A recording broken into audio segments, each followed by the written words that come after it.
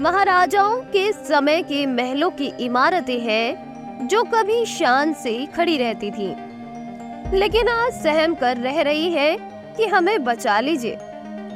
Rajasthan coverage आज यात्रा coverage में आपको कोटा शहर के समीप रानपुर स्थित प्राचीन महल पर लेकर पहुंचा है। आइए जानते हैं इस महल का रहस्य।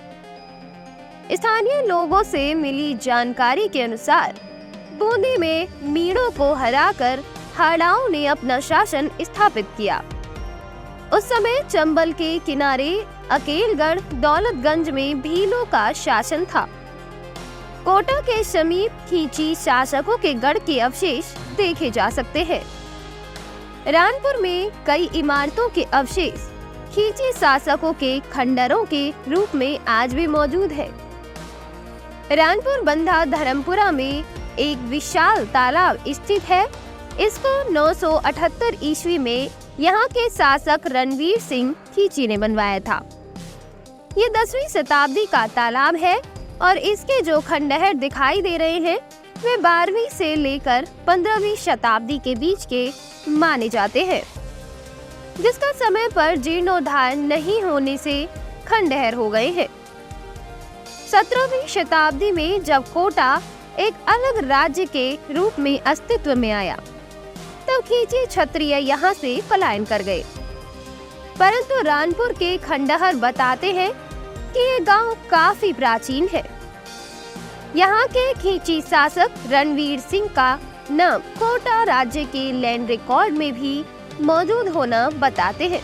इसी रिकॉर्ड से इस गांव की प्राचीनता और इसके इतिहास का पता लगता है। 20वीं शताब्दी में कोटा के शासक महाराज उम्मेद सिंह द्वितीय 1889 से 1940 के शासक तक तो इसका तालाब की देखभाल की जाती थी, लेकिन देश की आजादी के बाद ये तालाब उपेक्षित हो गया। कई लोगों ने कब्जे करके इसकी भूमि पर खेती करना प्रारंभ कर दिया। रिकॉर्ड के मुताबिक ये तालाब 1100 बीघा तक फैला हुआ था। महाराव उम्मेद सिंह द्वितीय के शासनकाल में गर्मियों के मौसम में यहाँ पशुओं की चराई के लिए छोड़ा जाता था।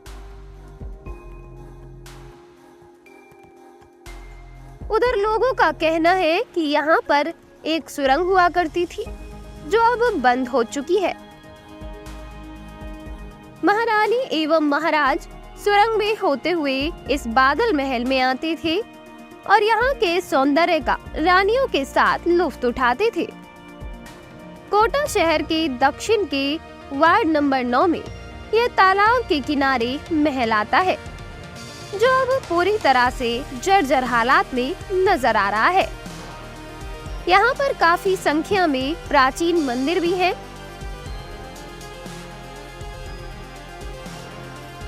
और इसे पर्यटक स्थल के रूप में भी माना जाता है, परंतु प्रशासन की उदासीनता के चलते ये अपना स्वरूप खोते नजर आ रहे हैं।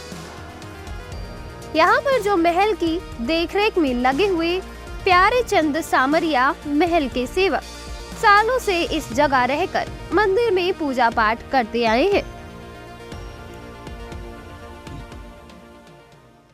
नमस्कार दोस्तों, राजस्थान कवरेज में आपका स्वागत है। यात्रा कवरेज में आज हम पहुंचे हैं रानपुर एरिया में, और रानपुर एरिया में एक ऐसा महल है जिसका नाम है बादल महल। यहाँ के जो महाराजा हुआ करते थे, उन महाराजाओं की जो महारानियाँ रहा करती थी, वो इस तालाब में जो ये तालाब बनाया गया था उस टाइम पर, उस तालाब के यहाँ पर लुत्फ उठाने के लिए, यहाँ पर जो सौंदर्य है उसको देखने के लिए यहाँ पर महारानी आती थी। कहा जाता है कि यहाँ पर एक सुरंग है, वो सुरंग सीधे कोटा में जाती रुकती थी और कोटा में महाराज वहाँ से इस सुरंग के माध्यम से यहाँ पर रानपुर एरिया में इस बादल महल में आते थे। हमारे साथ और भी लोग यहाँ पर जो यहाँ रहते हैं, निवासी हैं, उनको मैं उनसे जानूँगा, उनसे बात करूँगा कि यहाँ का रहस्य क्या है इस बादल महल का। कैमरामैन को बोलूँगा थोड़ा पास आए और इनकी जो है बात पूछते हैं।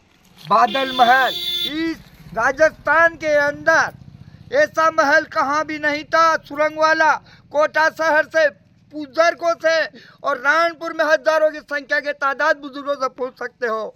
यहाँ की जो बादल महल था राजस्थान का मेन महल था, जो कोटा राजस्थान के जितने भी राजा महाराजा थे उनके लिए तालाब बना रखे हैं। और जगह जगह एक वीरू द्वार वहाँ था, एक वीरू जिस दरवाजा से जिस दिशा से आए वो दरवाजा पट खोल दिया जाता था। कितने स्थान है देव के? यहाँ 4 दिशा है, चार रास्ता है, चारों दिशा से वीर आ सकते थे, चारों दिशा से दुश्मन शत्रु डस सकते थे।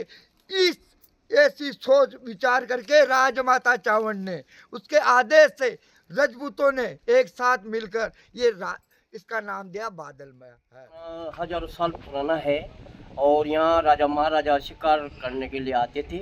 और ये 12 द्वारी है जहाँ यहाँ उनके बैठने की व्यवस्था है। और बाकी इसमें यह है कि इस पे कोई किसी जनप्रतिनिधि या कोई मंत्री ने इस पे ध्यान नहीं दिया है। और मैं तो सरकार से निवेदन करना चाहूँगा कि इन मेलों पे अगर ध्यान दिया जाए तो ये कोटा की एक शान बन जाएगी। तो मेरा तो ये निवेदन है कि इस पे सरकार ध्यान दे और इसका विकास कराए। जो इन खंडरों के जो राजा महाराजाओं का रानियों का जो भी इतिहास रहा, बहुत अच्छा इतिहास रहा है। जी अभी नगर निगम में आ रहा है। हाँ, वार्ड नंबर 9 में आता है, रानपुर वार्ड नंबर 9 है। तो ये तालाब अगर इनका विकास कराया जाए इनको, तो सरकार इस पे ध्यान दे तो ये अच्छा सौंदर्यकरण और कोटा की शान बन सकती है। यहाँ पे ऐसी चलती रही।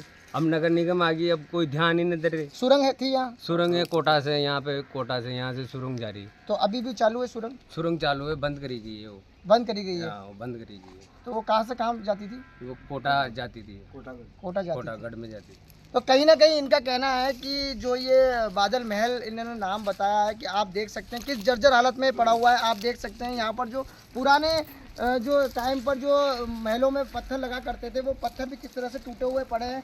यहाँ की जर्जर हालत आप हमारे साथ देख रहे हैं। यहाँ की स्थिति इतनी खराब है कि प्रशासन इस ओर ध्यान नहीं दे रहा है। नगर निगम के आने के बाद भी इस जगह को सुधारा नहीं जा रहा है। तो कहीं ना कहीं प्रशासन की लापरवाही सामने देखने को मिल रही है। हमारी प्रशासन से मांग है कि जो भी पुराने महल है उनका जीर्णोद्धार किया जाए, लोगों के लिए सौंदर्यीकरण का बढ़ावा दिया जाए, पर्यटक स्थल को सुधारा जाए। मैं दुष्यंत सिंह गहलोत, राजस्थान कवरेज के लिए।